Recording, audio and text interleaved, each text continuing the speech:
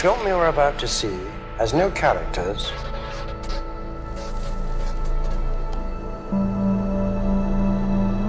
If you spare a little of your imagination, it is a film to describe to you the effect of cymatic frequencies on matter.